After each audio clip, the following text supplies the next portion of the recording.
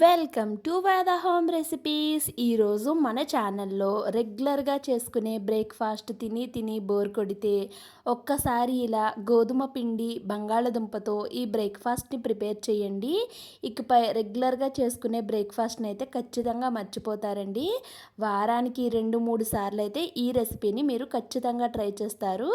రెసిపీని అయితే ఎక్కడ కూడా స్కిప్ చేయకుండా ఫుల్గా చూసేయండి, అప్పుడే మీకు కంప్లీట్గా అర్థమవుతుంది. ఇక వీడియోలోకి వెళ్ళిపోదాము. దానికోసం నేను ఇక్కడ ఒక మిక్సింగ్ బౌల్, కొంచెం పెద్ద సైజ్ బౌల్ తీసుకున్నాను. అలానే పొట్టు తీసేసిన 2 బంగాళదుంపలండి, పచ్చి బంగాళదుంపలు. ఇక్కడ నేను ఇలా తురుముకునే దాంతో శుభ్రంగా తురిమేసుకుంటున్నాను.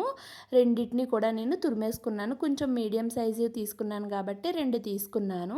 ఇప్పుడు దీంట్లోకి వాటర్ వేసుకొని బంగాళదుంపని శుభ్రంగా వాష్ చేసుకొని మనం వాటర్లో నుంచి బంగాళదుంపని సపరేట్ చేసుకోవాలి. చూడండి, ఈ విధంగా పిండేసుకొని ఒక బౌల్లోకి అయితే తీసుకుంటున్నాను. తీసుకొని వాటర్ని అయితే పక్కన పెట్టేసుకోవాలి.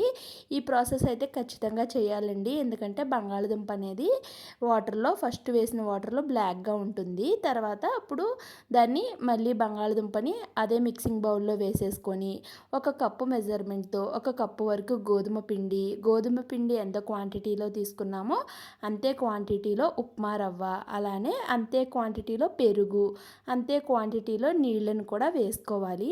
పెరుగు ఇక్కడ కాస్త పుల్లగా ఉన్న పెరుగు అయితే బెటర్ అండి, చాలా టేస్ట్గా ఉంటుంది. ఒకవేళ కొంచెం అప్పుడప్పుడే తోడు పెట్టిందంటే కనుక కొంచెం నిమ్మరసాన్ని పిండుకోండి, అప్పుడు టేస్ట్ అనేది బ్యాలెన్స్ అవుతుంది.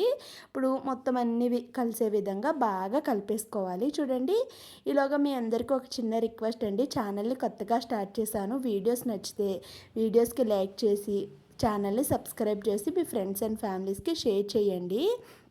ఈలోపు మూత పెట్టి మనం ఈ రెసిపీకి కావాల్సిన వెజిటేబుల్స్ అన్నీ కట్ చేసుకుందామండి. కట్ చేసేసుకున్న తరువాత నేను ఇక్కడ కంటిన్యూ చేస్తున్నాను. ఇప్పుడు కాస్త వాటర్ వేసి బాగా కలుపుకోవాలి, ఎందుకంటే మనం ఉప్మా రవ్వ వేసాం కాబట్టి ఉప్మా రవ్వ నాని కాస్త గట్టిగా అయిపోతుంది. ఇప్పుడు దీంట్లోకి మీడియం సైజు ఒక చిన్న ఉల్లిపాయను చిన్నగా కట్ చేసి వేసుకున్నాను. తర్వాత కొంచెం క్యాప్సికము, ఇలాగ తురుముకున్నటువంటి ఒక చిన్న క్యారెట్, అలానే ఒక చిన్న మీడియం సైజ్ టమాటా, ఇంకా దీంట్లోకి ఒక 2-3 పచ్చిమిర్చిని కూడా వేసుకోవాలి. తర్వాత కొంచెం ఇలాగ తురిమేసుకున్నటువంటి అల్లాన్ని కూడా వేసుకొని ఫైనల్గా కొంచెం కొత్తిమీరని కూడా వేసుకొని ఇప్పుడు ఇవన్నీ కలిసే విధంగా కలిపేసుకోవాలి. ఇందులో ఏ వెజ్జీ లేకపోయినా పర్వాలేదండి, లేదు మీ దగ్గర అన్నీ ఉన్నాయి ఇంకా ఎక్స్ట్రాగా ఏమైనా ఉన్నాయి అనుకుంటే వాటిని కూడా యాడ్ చేసుకోవచ్చు. హెల్తీగా పొద్దున్నే తినే బ్రేక్ఫాస్ట్ అనేది మనం హెల్తీగా తింటే డే అంతా కూడా ఎనర్జెటిక్గా ఉంటామండి. కాబట్టి మీకు అవైలబుల్గా ఉన్న వెజ్జీస్ అన్నిటిని వేసి కలిపేసిన తర్వాత దీంట్లోకి మసాలాలు వేసుకుందాము.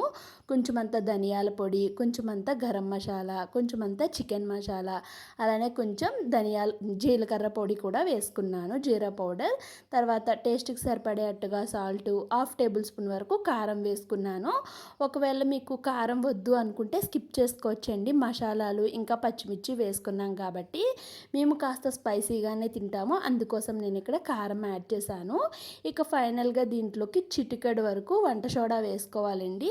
వంట సోడా వేసుకోవటం వల్ల ఏంటంటే బాగా వస్తాయి. ఒకవేళ మీకు వంట సోడా వద్దు, ఇష్టం లేదు అనుకుంటే ఆ ప్లేస్లో మీరు కేక్స్లో వాడతాం కదండి బేకింగ్ పౌడర్, దానినైనా యాడ్ చేసుకోవచ్చు. లేదు అది కూడా వద్దు అనుకుంటే ఒక 10 మినిట్స్ పాటు మూత పెట్టి ఫర్మెంట్ చేసుకోండి. తర్వాత మీరు దోశ వేసుకోండి, చక్కగా వచ్చేస్తుంది. ఇప్పుడు ఇలా మీడియం సైజులో ఉన్న చిన్న ప్యాన్ అయితే నేను పెట్టుకున్నాను. మీరు రెగ్యులర్గా వాడే ప్యాన్ అయినా కూడా పెట్టుకోవచ్చు. కాస్త ఆయిల్ వేసి ఆయిల్ కొంచెం హీట్ అయిన తర్వాత కొంచెం ఆవాలు, అలానే కొంచెం నువ్వులు, ఇంకా కొంచెం కొత్తిమీరను కూడా వేసుకొని అవి కాస్త స్ప్రెడ్ చేసుకున్న తర్వాత ఒక 2 గరిటెల వరకు పిండిని వేసుకొని మూత పెట్టి దీన్ని సిమ్లోనే మనం ఒక 2-3 నిమిషాలు అయితే కుక్ చేసుకోవాలి. మనం బంగాళదుంప ఇవన్నీ వేసాం కాబట్టి మంచి కలర్ వస్తుందండి, చూడటానికి టెంప్టింగ్గా ఉంటుంది. చూడండి, టర్న్ చేయటం కూడా చాలా ఈజీ. మనకి టర్న్ అవుతుందా లేదా అనే ఇబ్బంది కూడా ఉండదండి. చక్కగా టర్న్ అయిపోతుంది.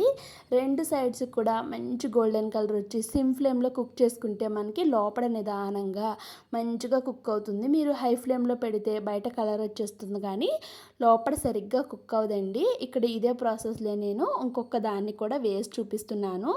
రెగ్యులర్‌గా తినే బ్రేక్‌ఫాస్ట్‌ని అయితే ఖచ్చితంగా మర్చిపోతారండి. అంత టేస్టీగా ఉంటాయి.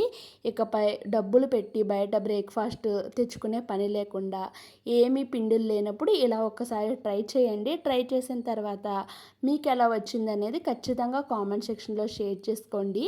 ఇక మన రెసిపీ అయితే రెడీ అయిపోయిందండి. ఒక ప్లేట్‌లోకి అయితే తీసేసుకుంటున్నాను.